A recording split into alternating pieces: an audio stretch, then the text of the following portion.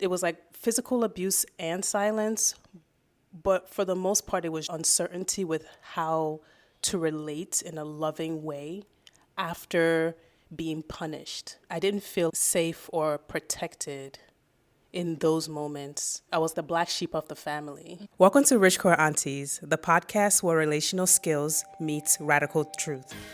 We're your hosts, Christabel and Kachi, partners in life, in healing, and in calling things what they are.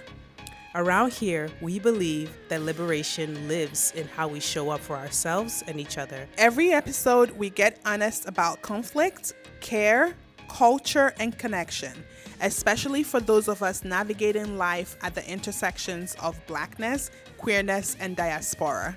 So take a breath. You're in good company. Let's get into it. One of the topics that has been coming up for us is how we navigate conflict, how we navigate fights in relationship, especially coming from families of origin that type of dynamic has been so familiar for us and has caused a lot of pain and trauma and grief. And now being in an intentional, intimate relationship with you, those things still come up, those experiences. But we have been able to grow deeper and repair what has been some experiences you've had growing up, navigating conflict, and how does it show up in your relationship with me today? Some of my earliest memory is of my dad beating my mom. I'm talking as young as 3 years old. So I grew up in a very violent and tumultuous household with substance abuse, deep lack of skill, uncontrolled anger. And I am so grateful that my mom took us away from that environment. And so she ended up becoming a single mom. But the thing about it is, I think is Thich Nhat Hanh. He said that wherever you go, there you are. Mm-hmm. And so, yes, we left that toxic environment with my dad. However, my mom also had abusive tendencies in her. And so, yeah, growing up with my mom, it was just me, her, and my brother. She was often angry, and she expressed her anger with like physical beatings, verbal abuse, emotional abuse, calling names. So that's the extent of conflict. It wasn't always two-sided, at least until I became a teenager, where I could talk back. My mom and my dad both are survivors of the Biafran genocide. My mom lost her eldest brother, and she's the first daughter. She became a liability to her family, so she was sent away into servitude when she was 12 years old. And so the war and resultant genocide displaced her. So if you can imagine the Cinderella story with an auntie who really maltreated her. So of course that lives in your body. So that's kind of how she also ended up raising me and my brother, but most especially me, because she didn't want anything bad to happen to me. She didn't want me to get pregnant and have a kid. So conflict was very violent. Mm-hmm. Yeah. Thank you so much. Thank you so much for sharing that. Mm-hmm. And I felt every single thing that you said. Yeah. So I grew up in a 2-parent household, very different from you. And my earliest memories of my parents, there was a lot of silence, a lot of strictness in our house, especially being run by my dad. My mother was a nurse. She worked 2 shifts, night shift and a morning shift. She was not as present. So he was the one that had to take care of me and my siblings. I have 4 other siblings. We had to perform goodness in order to be acknowledged and loved. I just happened to be the most disobedient child in the family. I was the one that got most of the beatings, me having to navigate whether I was comfortable talking to my parents about the things that were going on in school, what I was dealing with emotionally. It was like physical abuse and silence, but for the most part, it was uncertainty with how to relate in a loving way after being punished. I didn't feel safe or protected in those moments. I was the black sheep of the family. I was the sibling that my other siblings shouldn't be like. There was a comparison with my older sister and myself and my younger sister. The struggle for love and attention and affection from our parents was a real thing. We had to compete for who gets praised more, who gets shunned more, and for me to deal with feeling abandoned at times. So conflict felt like a scary place to be in. We always needed to be good kids. And if we strayed away from that, it was either a long lecture on what the Bible says you should be as a child and how a parent needs to mold a child, like that indoctrination, and beatings and silent treatments just so that we can correct our behavior. Yeah. I didn't necessarily think there was anything wrong with that. I would assume that I brought it on myself as a child. My parents moved from Nigeria to the US to have us. And I grew up in Nigeria for the earlier part of my childhood and then spent my adolescence to my teenage years in America. So my grandmother was the one that raised us in the earlier years of our lives, and then my parents kind of completed that cycle. So yeah, conflict has been something I would want to avoid at all costs. Performing goodness was the standard of being in relationship with someone, or the earliest model of how to relate with someone is to be good, and anything away from goodness needs to be punished. It's a sin. It needs to be corrected immediately, or else you would receive retaliation or consequence for your behavior. Thank you for sharing as well. Yeah. I will say, yes, we differ. Yeah. Because I was the black sheep, but I was also the first daughter, helping my mom raise my younger brother. And so there was a deep dependence on me. I was parentified so early, so young, for so long that like me and my mom were equals, but she overpowered me. But I was also very disobedient, but I was loud about it. And I think part of the reason why I was able to be that loud and that insubordinate and that disrespectful is because there was no man in the house. I'm 13 years old dealing with her. She probably was in her 30s. So it was like a preteen fighting a grown woman. Of course, my mom could beat me and overpower me, but I put up a fight. If she called me names, I called her names back. If she said yes, I said no. If she said do this, I said no. So that was the tension we grew up in, but she depended on me for so much. So definitely no silent treatment because she needed me. Yeah. She needed me in her business. I was her right-hand person. From when I was 15 years old, I will travel across 3 different countries alone to buy goods for her, to do business on her behalf. She sold to the market women in the market, and I would be the one every week to go around and collect money that were owed her. So it was this like fucked up and meshed relationship we had. I think my mom was just like a mean girl to me, but also like I fought back. Yeah. Even if she was pummeling me as I'm in the ground, I'm going to fight back. Yeah. In relation to fighting back, Yeah. I remember growing up in Nigeria and having so much energy and strength to be able to fight my grandmother back. When she would beat me, I would run away, physically escape and come back. I felt like I had more agency when I was younger and more authority in my own self. and what I knew was okay and what I knew was too much. I remember one day I was in school and she came into the classroom with a cane, coming to beat me in class. I had that same experience Like, with my she mom. walked in, like, that woman, she like 50 something. She had energy. She came into the classroom with that cane, ran across the classroom and hit me.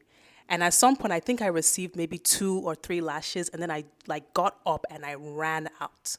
I've always remembered those moments where I stood up, and then there was a moment I started to fear my safety, that I would be kicked out if I said no.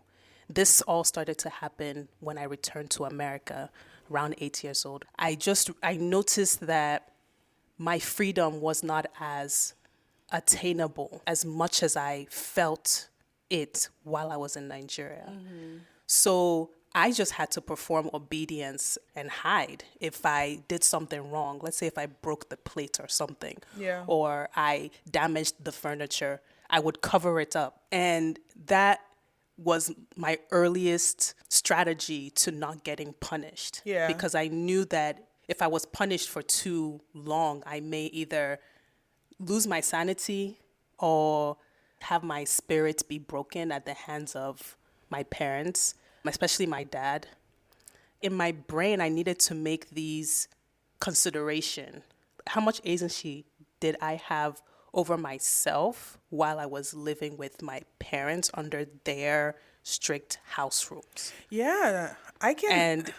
And I depended on them. I can see And they- how that would be really difficult, Yeah. especially in the context of living in America. Because here's the thing, like if you're in the suburbs of America and your parents are beating you, it's not like you can just run next door No. to your neighbor. And I remember being able to run either next door to a neighbor or to their kiosk. In Nigeria. Or Nigeria, the neighborhood on my way to my school, because Yeah. I knew the different routes. You know, places that I knew that I felt safe and supported and seen.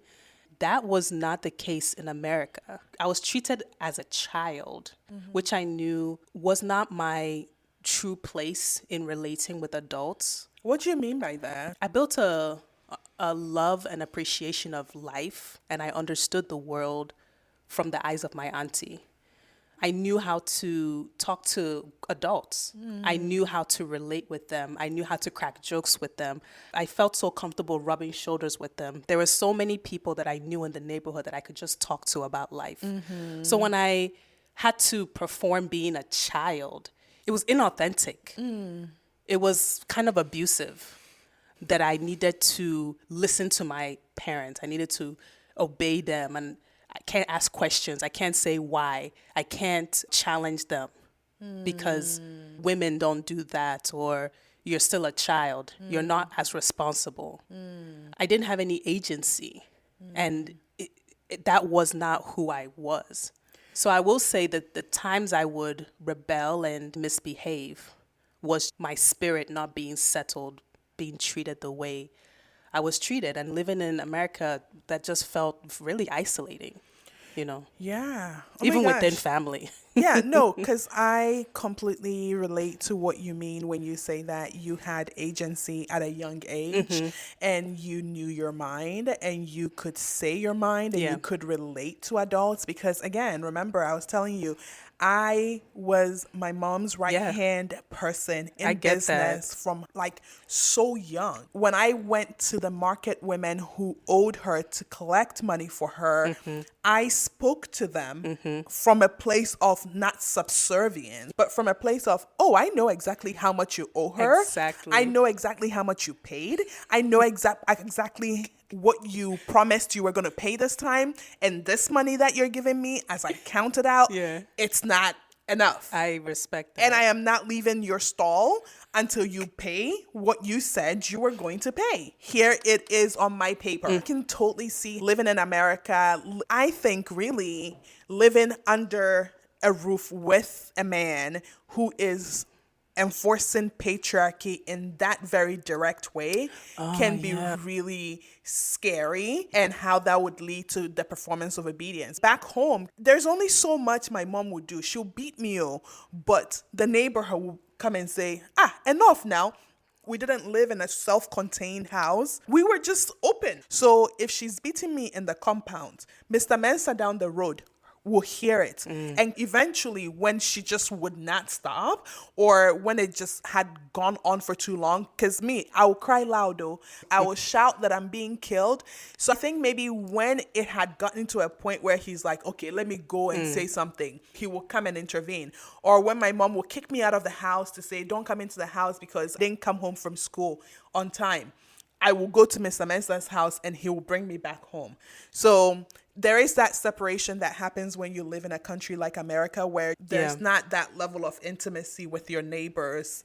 I grew up in a matriarchal setting with my grandmother. There was no man in the house. It was her raising all of my aunties and uncles and us.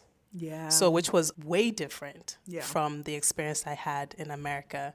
And I remember I was one of the people that she trusted to go to my auntie to actually run errands. I would get to know the neighbors. I would talk to them. I would remember conversations. I could fetch water at the stream with them. I could wash my clothes. I was connected to just the responsibilities of taking care of a family. Yeah. As a young child, too. Yeah. So the second part of your question is, how did that first experience with conflict then show itself in my relationships? Girl, I was down for a fight. Whenever, however, whatever, you ain't gonna talk to me crazy. If you started, I will finish it. You would think that I was a boxer because I was like, it is defense. I am playing defense at any point in time. I was in a relationship really young that was deeply inappropriate, just turned 16, and I was engaged to a 32-year-old man who was a part of my congregation. And ever since I was young, I had craved creating a family of my own, because I promised myself that what I went through, I would never subject my children to it. So I felt that my ticket out was to get married. So this man took advantage of that. We were engaged. I came to my mom. I showed her my ring. I was like, I'm engaged. I'm going to leave your house. Everyone in the congregation knew. No one said anything. It was given, oh, she's finally going to get settled. And so I went from that to being in another relationship from when I was 16 plus to when I was 21. I was with this other guy for a really long time. He was very mild-mannered, very caring, very sweet, very gentle. And so we were good. And then I got married to him, and he was incredibly physically and verbally abusive, and I matched energy. If you're going to call me names, I'm going to call you names. If you touch me, I'm going to touch you back. If you hit me, I'm going to hit you back. I did not desire to be any different than that. I felt like if you are a man or anyone and you come at me in a way that I did not appreciate or I did not start, the right thing to do was to defend myself. Yeah. I felt like it was a moral obligation to myself to defend myself. And honestly, I look back and I'm like, I am so proud of that girl, because if I hadn't had that presence of mind to defend myself in the manner that I did so ferociously, even into my 20s, they would have broken my spirit. I have zero doubts about that. So I thank that version of me for standing up, which is why can't nobody ever make me hate hood girls. I'm just saying, I so respect that protective mechanism of, if someone disrespects you, if someone is trying to be abusive towards you, you fight back. I think it is very natural. I think it's very ancestral. And you could never make me hate that previous version of me. And you could never make me hate anyone who is there still currently. But as my relationships progressed and it kept moving the same way in every relationship, I had to really sit down and ask myself, even if it was their fault completely, why was I choosing these very specific types of people? What was it that was drawing me into a relationship with them? And this was not so much an intellectual process. It actually came out of a fight. And I don't know, I think I may have told that story on the podcast before, where we were living in a white town in Northern California, Sebastopol. It was 2 a.m. I walked out of the house bare feet, walking through these white people's neighborhoods while she's trying to follow me in a car to get me back in the car. I got back in the car eventually, came back to the house, and I was like, oh, we need to change this. Mm-hmm. We need to do better. A few months after that, I started therapy. I was clear that whatever she did was fucked up, but to have me out on these people's streets at 2 a.m. bare feet, I needed to fix that. I needed to do something about that. Yeah. And it still took 7 more years with her. Mm-hmm. Wow. Before things changed. It changed gradually. It's such a tedious process. Because there was a lot of raw love, I could be in it for that long because I was clear that I was working on myself, that whatever triggers that she brought my way, it meant I had material to go to therapy with. Mm-hmm. So it was very much, let me sit on my hands, let me work the program, let me learn how to relate to a person. And I was just very fortunate to have a really loving and caring therapist who was just a wise person to guide me through that process. And after that relationship is when I met you. Mm. Yeah. Wow. Thanks for sharing. Yeah. I feel like I learn new things every time you retell that story. Yeah. And as you were sharing it, I was thinking of how do I track back to relationships that I was finally choosing. I didn't have any interest of being with a man as my form of escape or liberation. I had already realized in myself that I truly liked women. I just have complete, open, honest, attentive relationship with women. But I also knew deep down that it was a huge risk to even talk about it, let alone imagine it out loud. I just knew my ticket to escape was through school. I told myself that I will go to school, get a good degree, get a job, and get the fuck out. I loved and valued and respected my siblings. I loved them to death.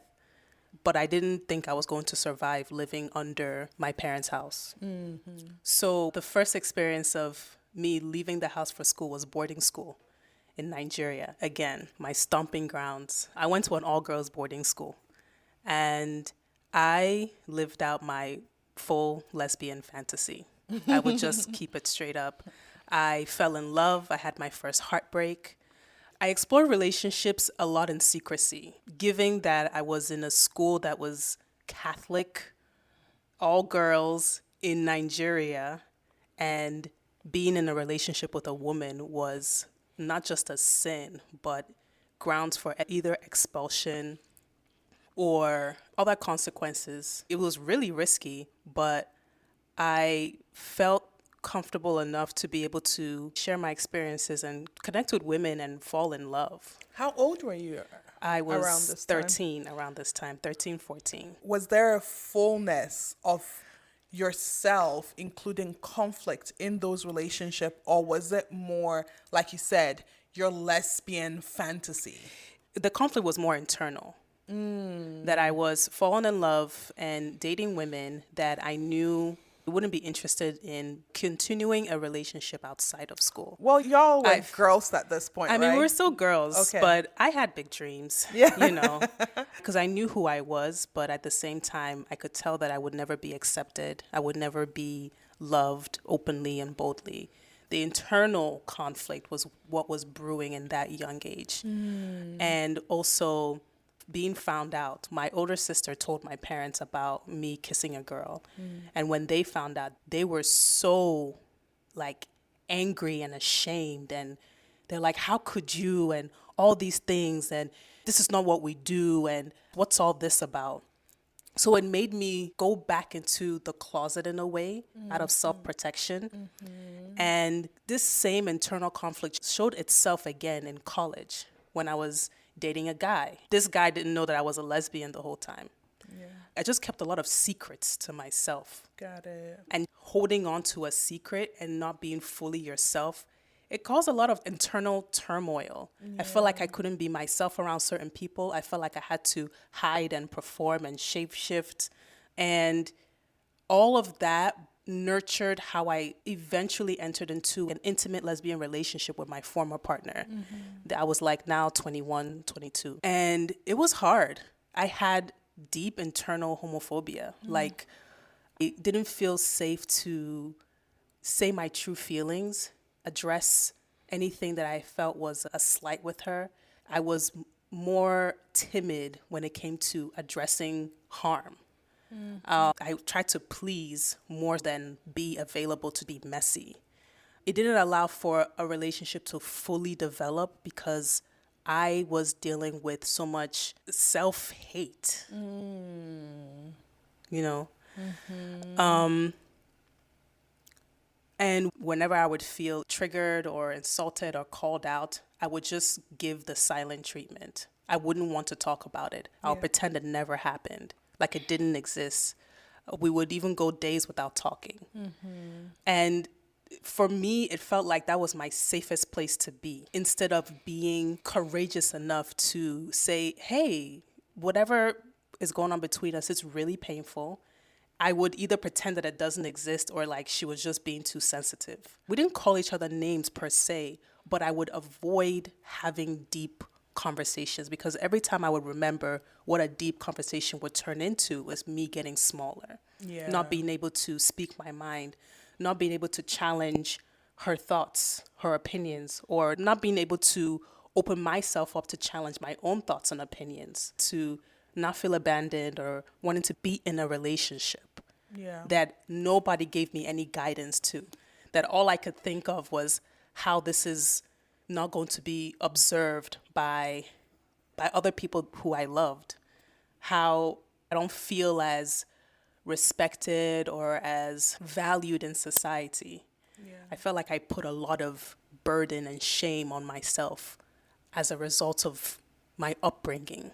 And I brought that in to my relationships. As we were both sharing our stories, I couldn't help but think of how this is talking about how attachment styles develop. Yes. Yeah. Be it anxious, which I tended to lean towards, or avoidant or disorganized.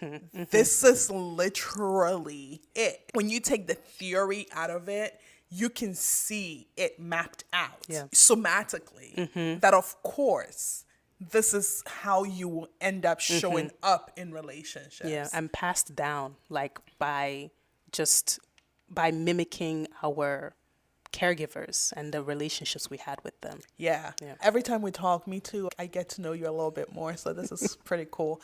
So then what happened when we met each other? Oh. What happened for you? Oh, for me, oh man. I ended the relationship in 2019. Well, we ended it because it wasn't working for us. I had lost my job at the time, which brought me to the Bay Area. So I decided to move to Oakland. I decided to live by myself and start doing the work. Start looking inside of me. Start to unravel all of the shame and the guilt and the self-punishment and the anger and the angst that I had been carrying for so long. Because I wasn't working around that time, I had nothing else to do but just to live. Unfortunately and fortunately, COVID happened in 2020. Yeah. And I made this pact with myself to, one, stop drinking alcohol. I didn't feel like I wanted to escape in that way anymore, that I would do something kind for myself, cook for myself, go on long walks with my dog, rest well, be in nature, spend time in nature, cook every day. One of the things I didn't like was having to eat leftovers because there was something that it reminded me of, this scarcity over food and items that we have to cook for the future, or we have to cook for the week. And even though it's going bad, we still have to manage to finish it. We couldn't throw food away. So I told myself, I'm going to try to learn how to cook a dish like every day, have no leftovers. Yeah. Twice a day, cook something small, eat it, enjoy it. Even if it doesn't taste good, enjoy the process, eat as much as you could, and try to remind yourself that you are loved, you are cared for, that you're safe here. I spent the next 2 to 3 years doing that for myself. I also found psilocybin mushrooms, which allowed me to remove that egoic veil and tap into my inner emotions and get a deeper self-reflection that is not clouded by my fears or judgments or shame. And I realized that deep down inside, I'm a fucking badass motherfucker. I'm an amazing girl with agency and a bold ass woman. Yeah. And that I should never forget that little girl. She was there for me and had like my personal reawakening and reclamation of self and identity around that time period before I met you. Yeah. Listening to you tell that story of that period between 2020, 2019 and 2022, essentially, it reminds me when people ask this question, do I have to be alone to heal? Do I have to be in relationship to heal? Can I heal in relationship? Our journeys to our healing is so different because that's what worked for us. I think for me personally, I needed to be in relationship.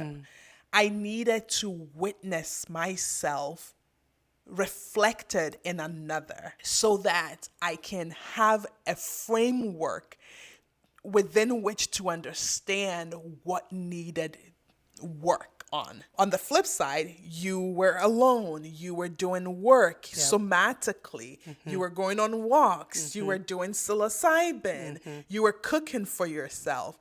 And me, I was taking care of my partner. She needed a lot of care emotionally. Because I started my healing process with her. And when I started, it was very clearly, it's all my fault. Yeah. It's all my fault. Because the way I would lash back was so loud and I would hulk out all the time. And for those who don't know what hulking out is, it's this theory by trauma psychologist Jacob Ham about the Incredible Hulk does. You essentially lose your mind for a little bit. You become this big thing in protection of yourself. That is how I navigated conflict. So I would hulk out, but as I kept doing the work, those episodes got fewer and fewer. And it became clear that I was not the only problem. So we're faced with, I'm having to emotionally carry her and encourage her that you can do this work. And I still had the presence of mind to take care of myself. What did happen though was I did not have any career aspirations during that time. I was a registered nurse. I just worked my 3 shifts. And in fact, I even dropped down to 2 shifts. I would work only 9 months out of the year. I was not pursuing writing. I wasn't pursuing any creative endeavors. I just knew that I needed to make figuring myself out my full-time business. So I needed to be in relationship to be able to do that, because I don't know that I would have been able to do it in solitude with no active triggers. Because if I'm not triggered, like I said, I don't start shit. I just finish it. Yeah. Which means if I was alone, it would literally have appeared that I was perfect. Yeah, I hear you say that. And for me, I knew I was the problem, which I wanted to mitigate any harm caused by focusing on myself. Yeah. Without any distractions.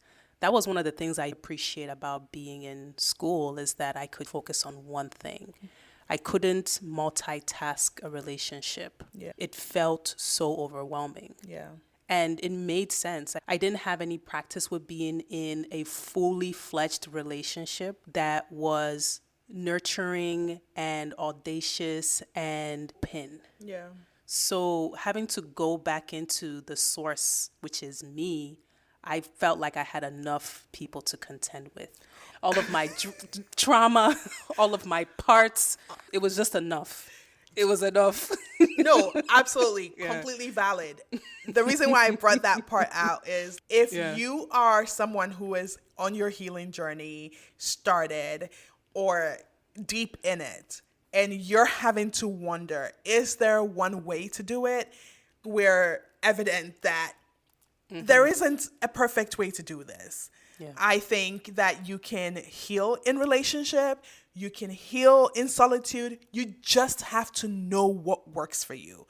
Don't let the noise of what people say healing is supposed to look like keep you from figuring that out yourself. And focusing on it intentfully. Yes, whether you're in a relationship or not. Thank you. That's the real work. Let me just say that, because I went to weekly therapy every single fucking week for 8 years. And I did not work extra shifts. I did not. Listen, I read all the books. I listened to all the podcasts. I hear you. And so I wrote so much. I filled so many journals around that period. I created so much art. I started my business around that period too. Yeah. I learned how to cook my traditional Igbo delicacies. I learned so much about Igbo cosmology and spirituality and philosophy. It was so much. Yeah. There was enough to do. And I did it literally every single day I could. So just commit and know that it's going to take those years of commitment. And if you're in a relationship, that relationship might not survive it. And if you're, and it's okay. Impermanence is a thing that we all need to embrace and grieve. But like low key, high key, so much had gone through in that relationship. Even though I was objectively a better human being, there was just no way. We got divorced. It was done. So much had gone on. I think one thing I've learned from you in your journey is how important it is to be grounded in the body and spiritually even. That's not the route I went. There was a little bit of somatic stuff there for me because that's when I got into powerlifting. Yeah. Oh, I love that. Powerlifting was such a deep meditation for me. Listen, as I deadlift 315 pounds, it don't matter what someone says to me. I'm going to go lift that weight. I knew I didn't need to flex my mouth muscle to show that I was strong, to show that they couldn't beat me down. I found my strength in that. So I guess, there is an element of somatic body involvement in healing that is so important. And to that, I will say meeting you reignited my appreciation for reading other people's stories so that I don't feel alone. Yeah, I feel like I've definitely read more since meeting you. Yeah, I had started meditating, but I don't think I fully got into it more intentfully until meeting you. Yeah. There is something that feels easy for me to do in my body, but when it comes to standing up for myself, I felt like it lacked so much training to speak my mind and to make people just see me in a very clear way and to not feel timid or small or diluted, which I feel like I can remember it more and more through you. I love this. And then we get into the chapter of how, when we met and how our conflict patterns has shown up, but also how that has reflected the work we did prior to meeting each other and how we're still moving through that. And I think that makes for a really good second part of this episode. I agree. Okay. We're going to leave y'all here. Stay tuned. We're going to talk about how conflict shows up in our relationships still and how we navigate it with our different attachment styles and our different origin stories and our different traumas. How do we go through it? And what does aftercare look like? Because conflict ultimately is inevitable. So Yeah. can't wait to come back here. Yeah. Okay? Do Can't it. wait to have y'all. And if you enjoyed this episode, please share it, comment, review. It really helps. You know, the podcast bros are everywhere. I'm not here to compete on that level. But what I am here for is for this conversation to get to the people that will benefit greatly from it. Anything else you want to add? No, that's it. Okay, catch you in part 2. All right, bye. Thanks for listening to Rich Queer Aunties. If this moves something in you, share it with someone you love. And don't forget to subscribe, leave a review, or slide into our DMs with your reflections. You can find us on Instagram and everywhere on social media. Rich Queer Aunties, Christabel and Kachi. Thank you for being with us.